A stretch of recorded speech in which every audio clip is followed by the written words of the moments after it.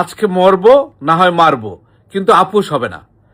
তার মানে হচ্ছে সম্মিলিত ইসলামী ব্যাংকের গ্রাহকরা দীর্ঘদিন ধরে যে আন্দোলন করে যাচ্ছে, সেই আন্দোলনে তাদেরকে কেউ পাত্তা না দিয়ে, তাদের দাবিগুলোর প্রতি কেউ শ্রদ্ধা না জানিয়ে কিংবা কোনো সমাধান না দিয়ে গ্রাহকদের যে মনক্ষুণ্ণ করেছেন, কিংবা গ্রাহকরা যে তাদের ধৈর্যের বাঁধ ভেঙে গেছে, সেটাই কিন্তু আজকের খাতুনগঞ্জে সেটা প্রমাণ হয়েছে।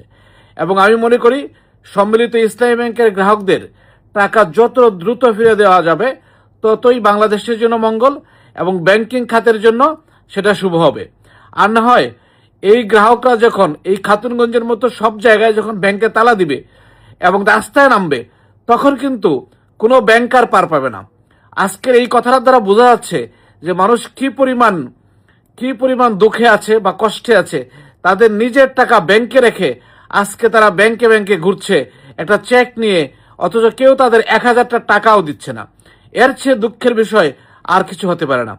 কাজেই গ্রাহকদের ধৈর্যচ্যুতি ঘটার কারণে আজকে যে আন্দোলনে খাতুনগঞ্জ যে প্রমাণ রেখেছে, সেইটা যখন সারা বাংলাদেশে ছড়িয়ে পড়বে, তখন কিন্তু সারা বাংলাদেশের ব্যাংক খাত মানে বড় একটা সংকটের মধ্যে পড়বে।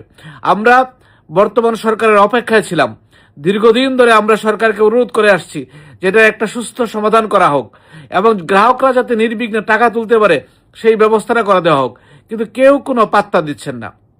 তাই আমি মনে করি এই 5টি ব্যাংকের 75 লক্ষ গ্রাহক যদি আজকে প্রতিটা ব্যাংকে ব্যাংকে গিয়ে একই অবস্থা সৃষ্টি করেন, তাহলে কিন্তু আগামীকালকেই সরকার তারা বিশেষ সভা ডেকে এই আন্দোলনের জন্য যে কিভাবে সমাধান করা যায় তারা পথ খুঁজবে।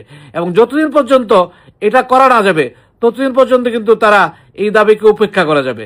কারণ বাংলাদেশের নেতা নেত্রীদের ধর্মই হচ্ছে এরকম, যতক্ষণ পর্যন্ত না সেই আন্দোলন একটা পর্যায় পর্যন্ত না যায় ততদিন পর্যন্ত কোনো পাত্তাই দিতে চায় না, যেটা আপনারা বিগত সরকারের সময় দেখেছেন।